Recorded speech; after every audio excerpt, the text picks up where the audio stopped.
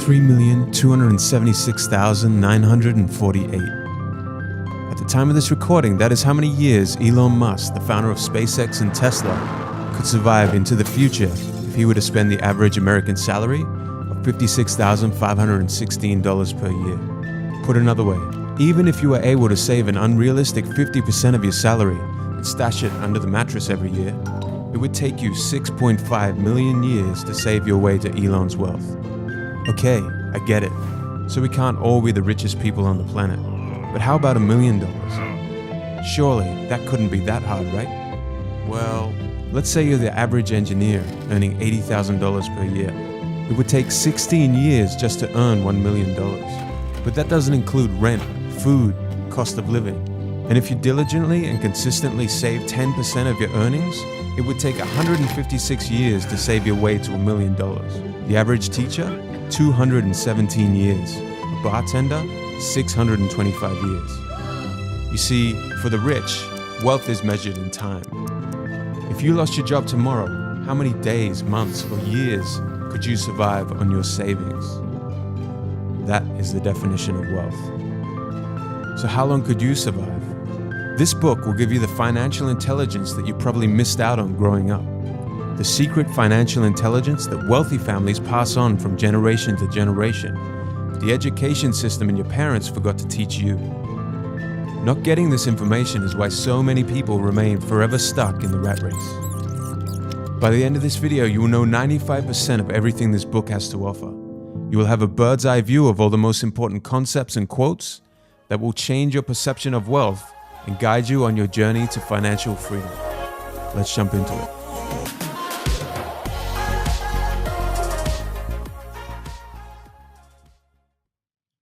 Rich Dad, Poor Dad. The story of two fathers. One has a wall full of degrees and diplomas. One, a high school dropout. One, after death, will leave next to nothing behind except debt. The other will have died one of the richest men in Hawaii and will pass on his empire to his children. Rich Dad guides two boys on a journey to best use their minds and finite time to create wealth through investments and business. This story shows the difference between "I can't afford that" to "How can I afford that?" His poor dad would say things like, "I'll never be rich," and his prophecies became true. His rich dad, however, even after going bankrupt and having $0, would say, "I'm a rich man." There's a difference between being poor and being broke. Broke is temporary, poor is eternal. Lesson 1. The rich don't work for money. The poor and the middle class work for money. The rich have money work for them. When Robert Kiyosaki, the author of this book, was 9 years old, his best friend Mike and he asked Rich Dad, Mike's father, how to make money. Before long, they were both working within Rich Dad's companies. The only problem Robert had was his salary. 10 cents a week. A poverty wage. He seriously thought about quitting every week that passed by. Who was this guy to be exploiting us for 10 cents a week, he would ask himself. It was at this moment in time that Rich Dad gave them their first lesson on the topic of money. Life pushes all of us around. Some people give up and others fight. Few learn the lesson and move on. They welcome life pushing them around. Most people leave their jobs because they aren't receiving enough money. They would have already quit. But the wealthy see it as an opportunity to learn. One of life's biggest traps. They work very hard for little money, clinging to the illusion of job security, 3 weeks vacation, and a skimpy pension. People's lives are forever controlled by two emotions, fear and greed. Here's how the pattern goes. Your fear of not having money motivates you to work harder. Then the paychecks begin, and your desire and greed for new cars, new products, new shoes and clothes begins. You want more things, so you work harder for that promotion. Then the pattern is set, and you're stuck in it. You get up, you go to work, you come home and you pay your bills. Your increased earning leads to increased spending, and this is the rat race. To break the boys out of the 9-to-5 mentality driven by fear and greed, eventually Rich Dad cut down the two boys' wages to 0. Robert didn't dare tell his poor dad that he was working for nothing. What's the matter with you? They began working solely for the knowledge, and Rich Dad forced them to think of ways to start generating their own income. Where was I? One day, 2 older comics were left lying around one of Rich Dad's stores, and this was the inspiration for them to open their first business. They recovered the outdated comics, opened a library in their basement, classmates paid 10 cents for entry, they paid the sister a wage of $1 a week, and before they knew it, they were earning $9.50 a week without even needing to work. This was the beginning of their journey of not working to earn money, but making money work for them. Key lesson. Getting a job is really just a short-term solution, getting enough to pay expenses, to the long-term challenge of building your net worth. The more you get paid, the higher your expenses become. This is human nature, and it's driven by fear and desire. Once you get stuck in this cycle, you are forced to work for someone else the rest of your life.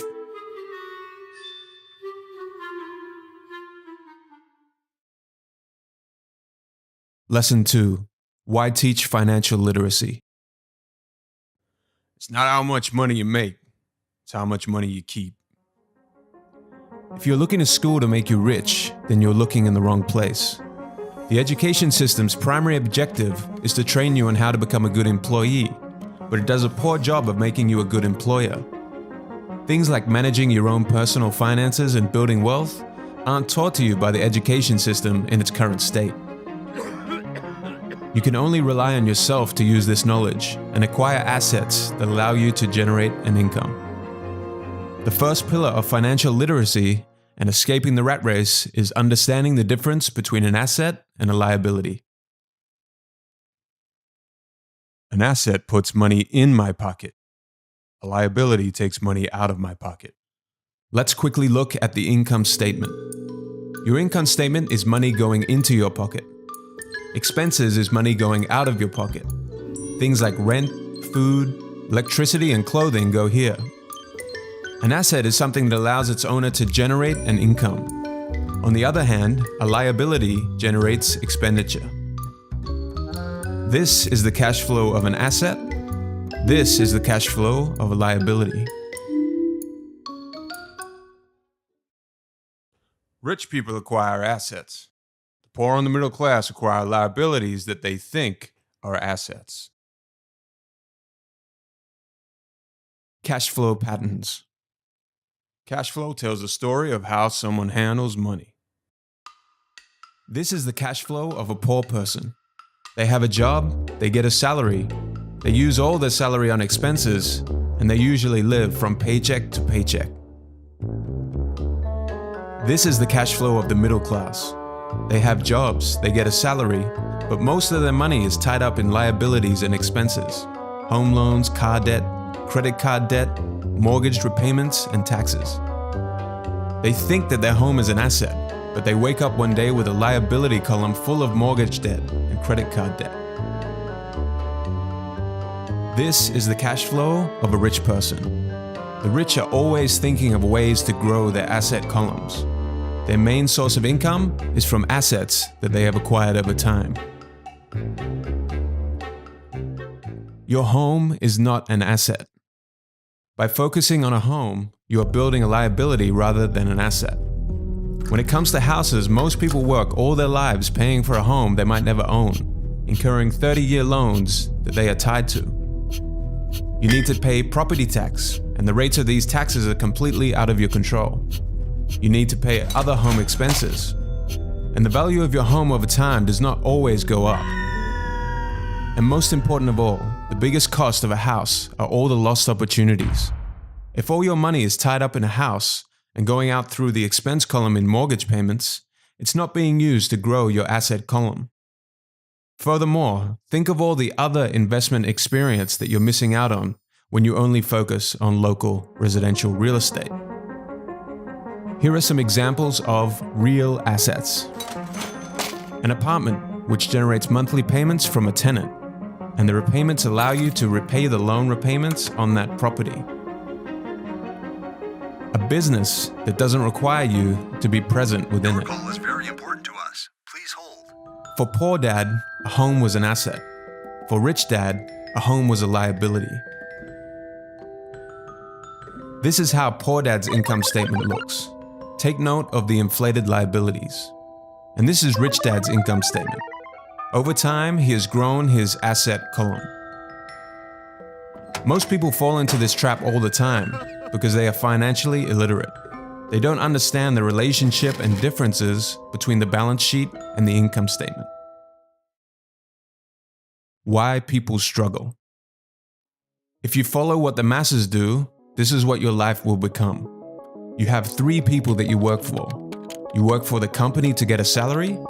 You're making the owner and the shareholders rich. If you have debt, then you work for the bank. Your mortgage and credit cards make the bank rich through your interest payments. And finally, you work for the government. The government takes a cut of your money before you have even seen it. And the harder you work, the more you pay in taxes. Take a calendar year. If you're a regular person, every dollar you earn from January 1st to March 16th goes straight to the government. That's 2.5 months of every year that you just give to the government. Compounded over 40 years, that's almost 6 years you work just to pay the taxman.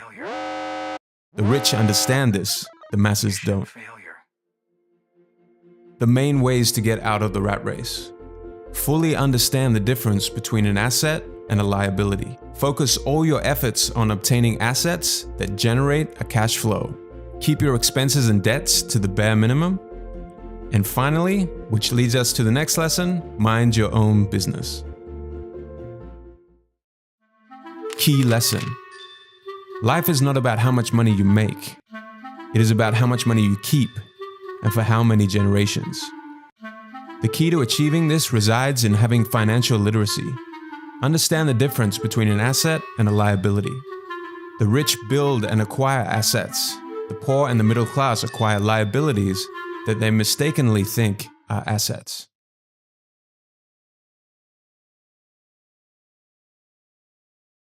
Lesson 3. Mind your own business.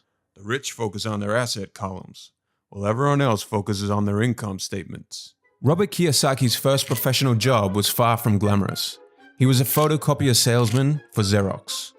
Using the wages he earned, he invested into apartments.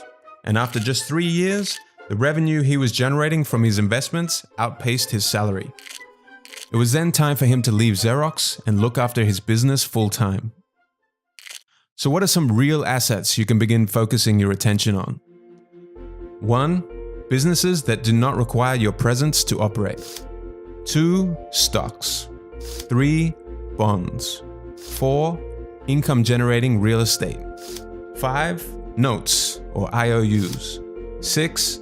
Royalties from intellectual properties like music, scripts, or patents. 7. Anything else that produces an income or appreciates in value. Things like cryptocurrencies, websites, YouTube channels, etc.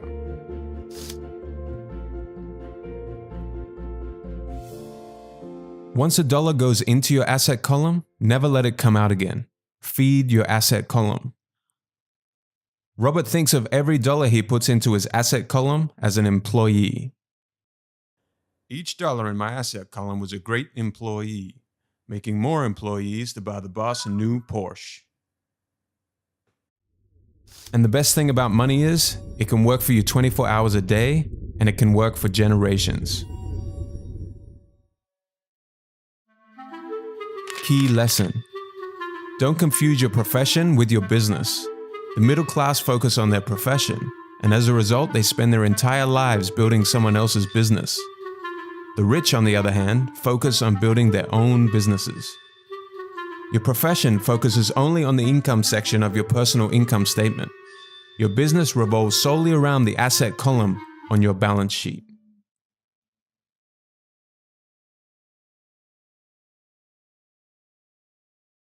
Hello friends, you made it to the end of the video. Just before you click off, thank you so much for watching.